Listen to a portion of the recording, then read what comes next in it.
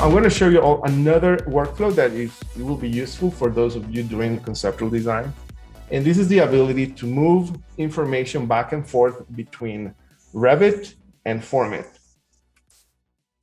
So in Revit 2022, we have a new button called the 3D Sketch, which opens and launches a new session of Revit, and you have the ability to move this model into the intuitive way of modeling in FormIt.